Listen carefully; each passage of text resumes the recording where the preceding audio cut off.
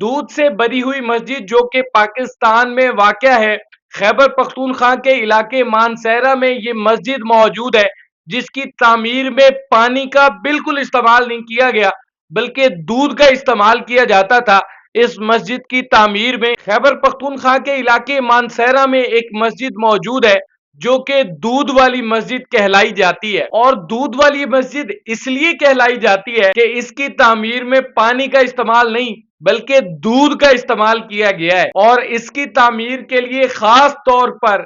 دلی سے مزدور اور مستری بلوائے گئے تھے۔ 1902 میں اس مسجد کی تعمیر کی گئی، یعنی آج سے قریباً 124 سال پہلے اس مسجد کی تعمیر کی گئی، اور اس مسجد کی تعمیر میں ذرا بھی ایک بوند بھی پانی کا استعمال نہیں کیا گیا۔ اب یہ وہ دور تھا جس وقت لوگوں کے پاس بھینسیں بھی بہت زیادہ ہوا کرتی تھی اور آپس میں اتفاق بھی بہت زیادہ تھا، اور جب دودھ کی ضرورت پڑتی تو لوگ دور دراز سے دودھ کی بڑی بڑی بالٹیاں بھر کر لے کر آ جاتے۔ جب اس مسجد کی تعمیر ہو رہی تھی، دودھ، مٹی اور روئی کا استعمال کر کے اس مسجد کو بنایا گیا ہے۔ اگر کبھی اس مسجد کی تعمیر کے دوران دودھ کم پڑ جاتا تو اس مسجد کی تعمیر کو عارضی طور پر روک دیا جاتا، لیکن ایک بوند بھی پانی کی اس مسجد کی تعمیر میں استعمال نہیں کی گئی، اور 1902 میں اس مسجد کو تعمیر کیا گیا تھا، اور اب سے 124 سال گزرنے کے بعد بھی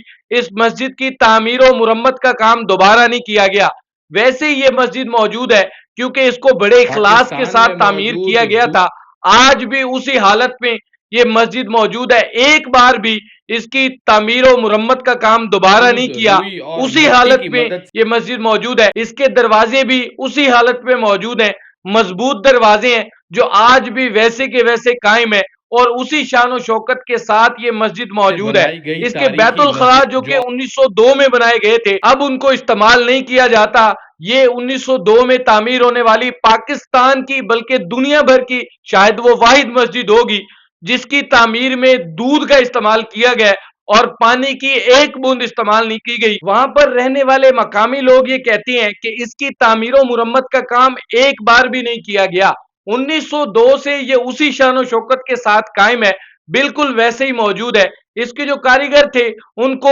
دلی سے بلوایا گیا تھا، بھارت سے بلوایا گیا تھا، جنہوں نے بادشاہی مسجد کو تعمیر کیا تھا، جن کاریگروں نے بادشاہی مسجد کو تعمیر کیا تھا، انہی کاریگروں سے اس مسجد کو تعمیر کروایا گیا، اور آج بھی اسی شان و شوکت سے قائم ہے۔ آپ اس مسجد کو دیکھ کر کیا کہیں گے؟ اپنی رائے کا اظہار ضرور کیجیے گا، اور کمنٹ سیکشن میں سبحان اللہ لازمی لکھتے جائیے گا۔